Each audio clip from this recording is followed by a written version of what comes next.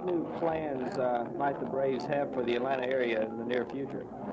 Well, Bob, within the next 3 months, we expect to have organized a speakers bureau whereby various chambers of commerce and other groups that want speakers from the Braves organization, both executives and players, will have a place that they can contact, more or less of a clearinghouse.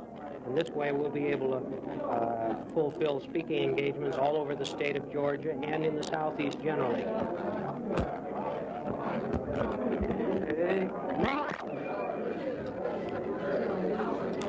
Tom, last week the people of Milwaukee asked Ford Frick, the commissioner of baseball, what they might do to keep the Braves in Milwaukee or show that they were interested. Let me go again with this. Yeah.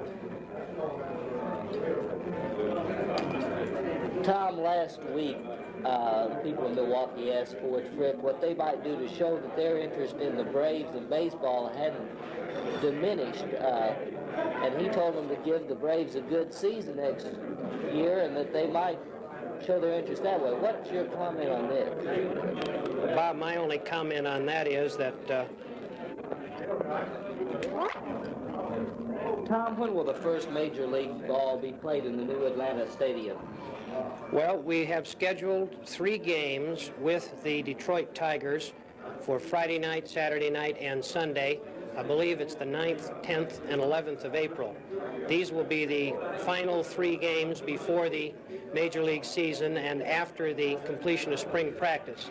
Then on Monday, the 12th, the Braves will travel up to Cincinnati where we open the season against the Cincinnati Reds. We expect the 3 games will have all of the top personnel of both the Braves and the Tigers performing throughout most of these 3 games.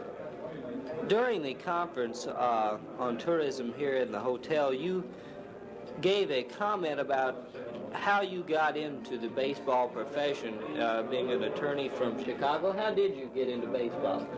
Well, I did some law work for Chuck Comiskey, and Chuck was having some difficulty with Bill Veeck, who owned the majority interest in the White Sox. So a group that now owns the Braves, attempted to buy out Chuck and Bill Veeck. We were unsuccessful in buying Mr. Veeck out. We did buy Chuck out, and then when we couldn't buy the majority interest, we sold it to Arthur Allen, who bought both our interest and the interest of Mr. Veeck. 6-7 months later, Lou Perini offered us the Braves, and we purchased them from Lou. He still retains a small interest in the club.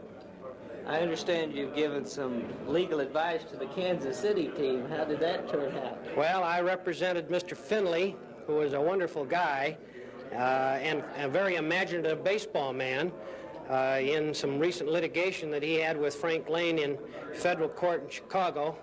And I wouldn't call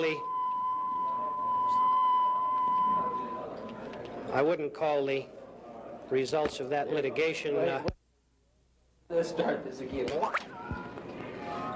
Tom, recently you also gave some legal advice to Mr. Finley of the Kansas City Athletics. How did that turn out?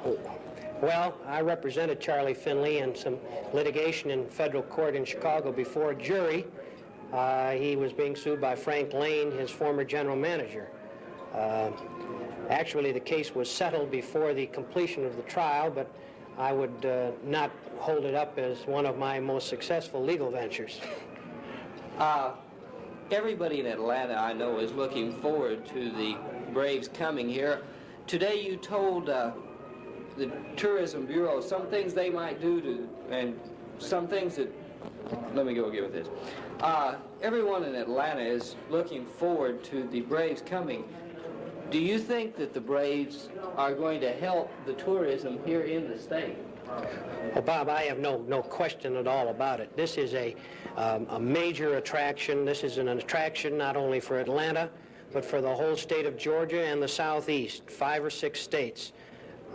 Statistics from other cities that have acquired major league franchises, such as Los Angeles, Minnesota, and San Francisco, indicate that the influx of people into the area is